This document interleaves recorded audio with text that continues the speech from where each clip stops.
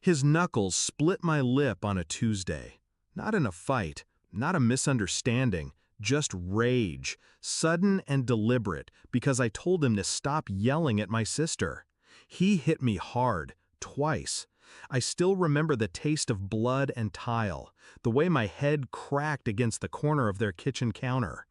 I remember the silence that followed, even louder than the impact, and then the door slamming shut behind him. But what I remember most is the message I got the next morning, from her. Stay away from us. Don't contact me again. That was it. No question if I was okay, no apology, no explanation, just us, her and the man who put me on the ground like I was nothing. So I stared at the screen, thumb hovering, heart pulsing. My reply was simple: done. And it was. Done with the sister I once braided hair for at 2 a.m. before prom. Done with the friend who cried into my chest when her ex cheated. Done with the woman who used to say, "It's you and me forever." Forever ended that day. But the story didn't, not yet. They had just gotten pre-approved for their dream house, some big polished thing in a new development, double garage, walk-in closets, granite counters they'd never cook on. My name was listed on their mortgage paperwork, not because I had to, because she asked me to. Said they needed a guarantor with stronger credit, just until their finances settled. I signed it back when I still believed I mattered to her. So when I said done, I meant fully done.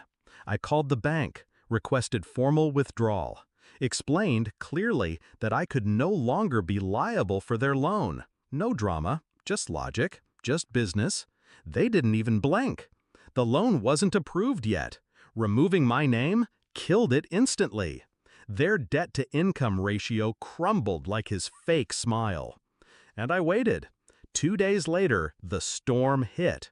First, a missed call from her, then 3, then a text. "Why did you pull out of the mortgage? What are you doing?" I didn't answer. Then came his message. "You're messing with our future. This is sick."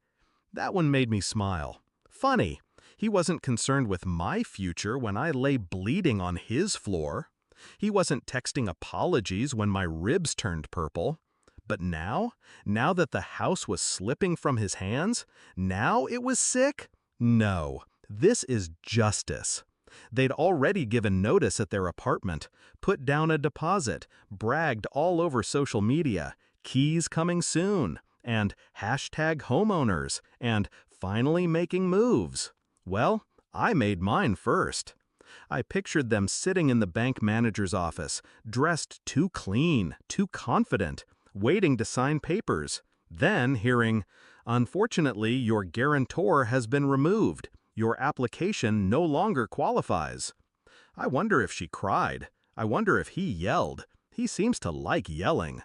The thing is, I didn't go scorched earth. I didn't post anything online. I didn't show the photos of my bruises. I didn't file charges. I didn't need to.